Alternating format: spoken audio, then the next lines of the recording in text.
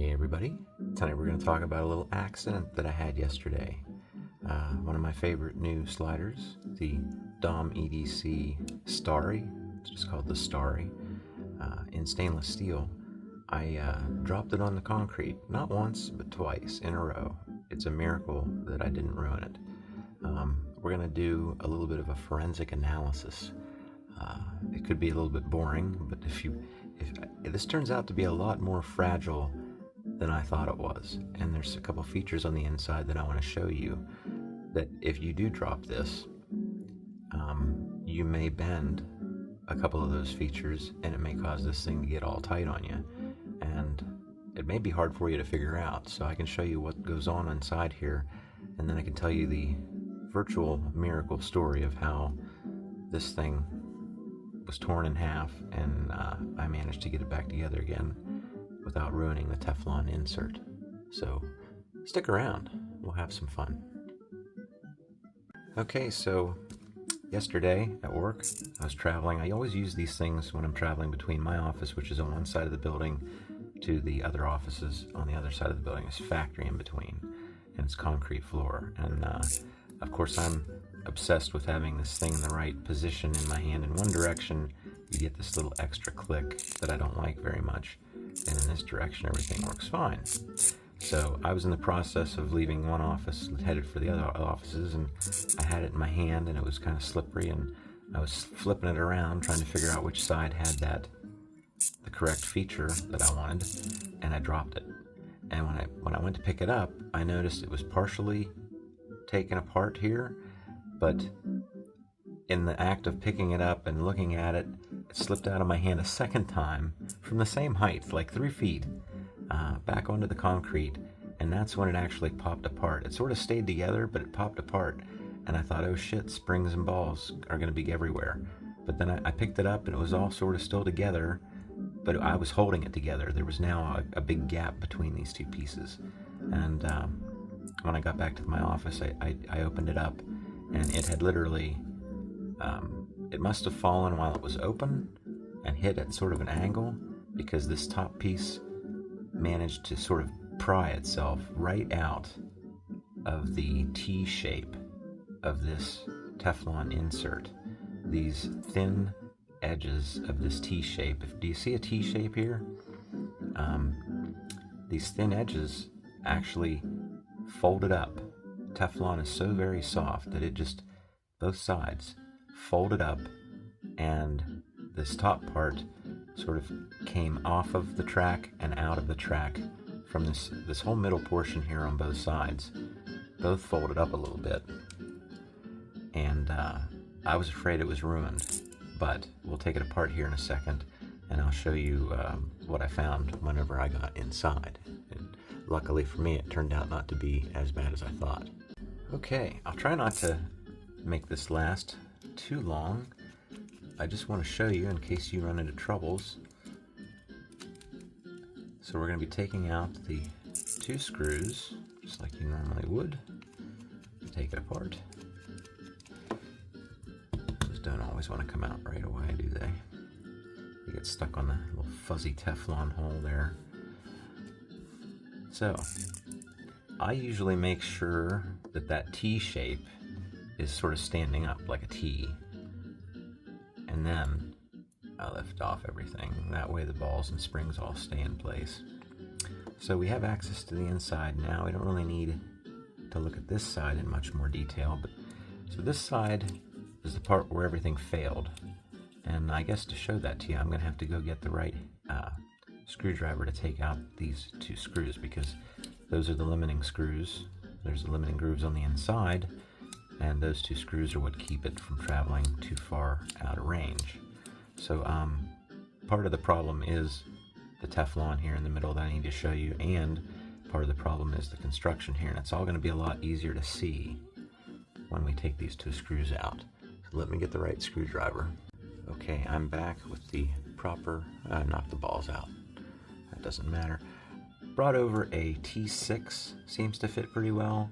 I can't tell if those are Torx or Allen head screws, but a T6 fits in there pretty good. So I won't even need the big handled screwdriver. I can do this with my fingers. Just turn those out far enough so that the Teflon will slide out of its track.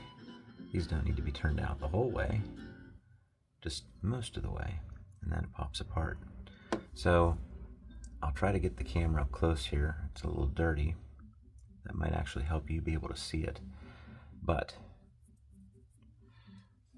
let me get above the camera so I can see what's going on here, and then try to get it in focus. Okay, I think that's good enough. Hope it's good enough. Not gonna work. This thin edge right here, folded up, starting right about here and here. It folded off to the side. And on the opposite side, it's difficult to really see that anything happened, but the same sort of thing happened here. And Teflon is so soft that once I got this thing apart and had a close look at it, I was able to take my thumbnail and just sort of gradually, keep in mind this middle part here was curving outward. I was able to take my thumbnail and stroke it across there a couple times and get it to bend back down. And then I also sort of gave it that treatment from the opposite side, where I just tried to straighten it out. And you can tell, you do like you would with like a 2x4 when you're at the lumber store or at the hardware store. You hold the 2x4 out in front of you like you would like a rifle and look down the length of it. And then you can really see if there's any bends or warping or anything like that. And like this was a little bit bent. You'll see, I'll show you here how easy this is. It's very flexible, very soft. And it was a little twisted and everything, so I got it back into shape as best I could. I held it up, like I said, like a rifle, look down the sight, see if everything's nice and straight. If it's not, try to correct it with your finger, do whatever you have to do, and maybe if you're lucky you didn't damage this totally. I actually put the beginning right here at the tip of my finger. Probably not in focus at all, I am sorry. There's almost a little crack right there. So I got very lucky. It almost cracked right along here. So the other aspect of this is that I never even noticed it whenever I did the first review, but there's a very, very thin piece of metal right here. There's a groove that runs down through to the undercut part here that accepts this. So I don't know if you can see it through there. I don't think you can. It sure is hard to see. But right, I'm trying to look at the camera and look at my hand at the same time. Right here, from here, let's just take this out. From here to here on both sides is a very thin piece of metal. They machined a slot all the way from the top side here to the underside of that lip where everything slides in. And the only reason I could think that they did that, possibly, was to minimize the amount of friction between this surface of the Teflon and the underside surface of that edge.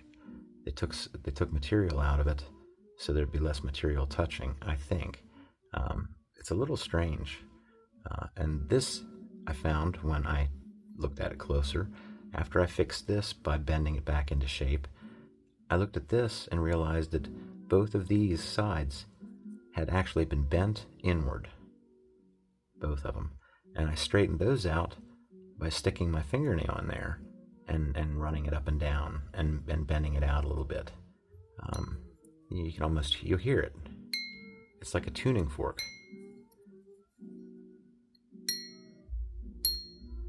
And it makes this thing very vulnerable to being dropped.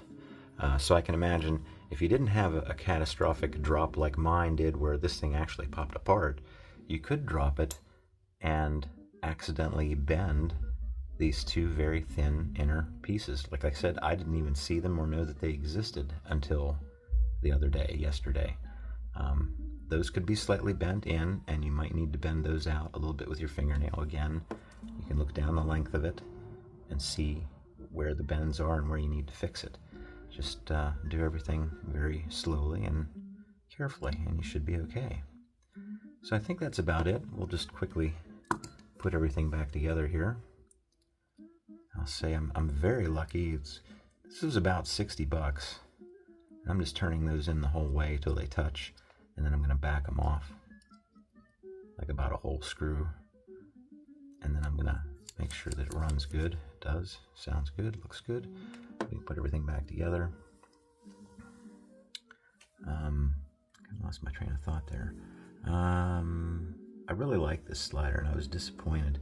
It was about 60 bucks, and I don't even know how available they are right now. The metal one, of course, is heavy. The only other ones they offer are G10, and I'll show those again here. I'd like to know, I know at least one of you has the jade green G10 one. If yours has those same tiny little grooves, because I can imagine it was difficult to do in stainless steel. I'd be wondering if they even bothered to do it on the plastic or the G10 models. So I'd be curious to know that if anybody wants to let me know. Let's put this back together,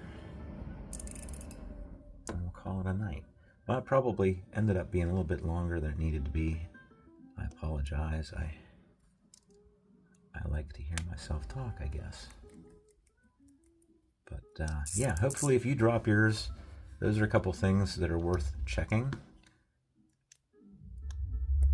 And hopefully you'll be able to get it back in working order, just like I did. Alrighty, that's it for tonight. If you have any questions, let me know in the comments. I'll get back to you as soon as I can. Thanks for watching.